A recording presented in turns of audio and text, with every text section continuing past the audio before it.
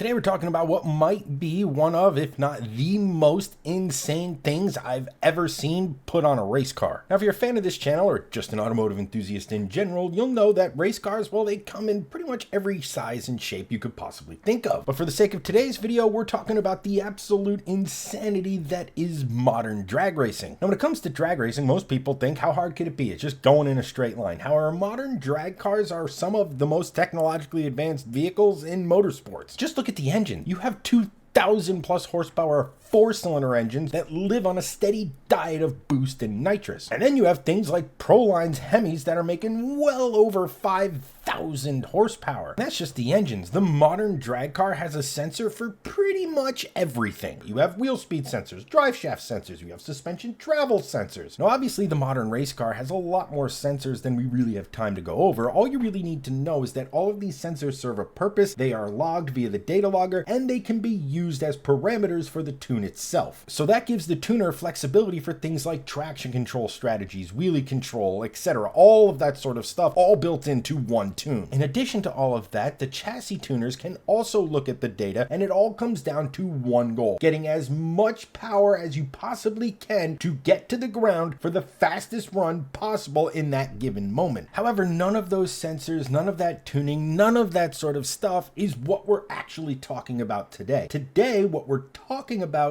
is the weather. Air temperature, humidity, all that sort of stuff plays a major factor into how an engine makes power. And another thing, if you've ever spent any sort of time around drag racers at a racetrack, etc., you'll undoubtedly at some point hear them talk about DA. If you're unfamiliar with what DA is, it stands for density altitude. And effectively some math happens, and what it does is it spits out a number relative to feet above sea level. And as most people know, the higher in altitude you go, the thinner or worse the air gets, and that has a big deal, especially when we're talking about these engines which drink a ton of air to make the power that they do. Which brings me to the star of today's show, a literal small weather station that goes into race cars and spits out a number of different weather factors that can be read by the data logger that tuners can actually set parameters for. And it's called WeatherTrack. Among some of the things it can track is obviously things like temperature, humidity, air pressure. It also will do water grain, and it will track that all-important DA. And not only can you data log with this thing, but you don't need some sort of special fancy weather data logger to do it. This thing will actually work with Haltech, Motec, and Holley ECUs. So you can have all of the data you like from the run, plus all of the weather data, and you can all have it in one spot. I don't need to tell you, but that is a massive tool for a tuner to have.